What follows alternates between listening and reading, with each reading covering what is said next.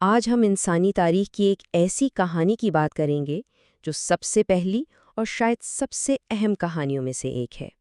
یہ صرف ایک جرم کی داستان نہیں، بلکہ اس میں ایک گہرا پچھتاوا ہے اور ایک ایسا سبق ہے جو ایک بالکل غیر متوقع استاد نے سکھایا۔ یہ کہانی ہے پہلی قبر کی۔ تو سب سے بنیادی سوال یہ اٹھتا ہے کہ جب دنیا میں پہلی بار قتل ہوا تو اس کے فوراً بعد کیا ہوا؟ اس جرم کا نتیجہ کیا نکلا جب اس سے نمٹنے کے لیے نہ کوئی قانون تھا، نہ کوئی رواج اور نہ ہی کوئی مثال؟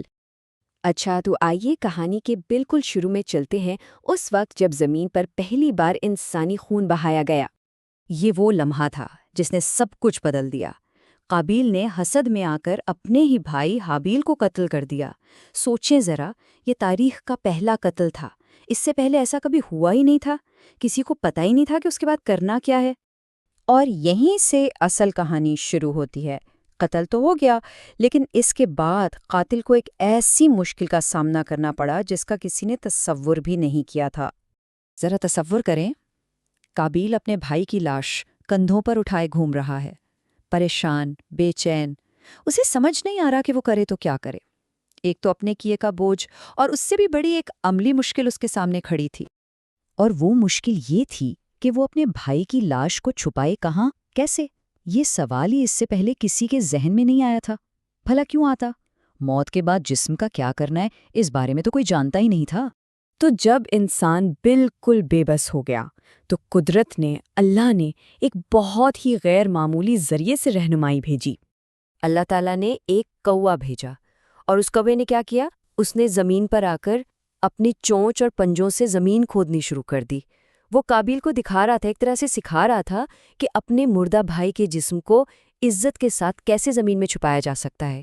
کمال کی بات ہے نا، ایک پرندہ انسان کا پہلا استاد بن گیا۔ اور بس کوے کے اس ایک عمل نے انسانی تاریخ کا ایک نیا باب کھول دیا۔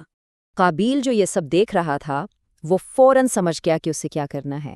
اس نے وہی کیا جو کوے نے کیا تھا، اپنے بھائی کے لیے زمین میں گڑھا کھودا، اور یوں انسانی ہاتھوں سے دنیا کی پہلی قبر تیار ہوئی۔ اور اسی لمحے جب وہ یہ کام کر رہا تھا، اس پر شدید پچھتاوے اور شرمندگی کی ایک لہر دوڑ گئی۔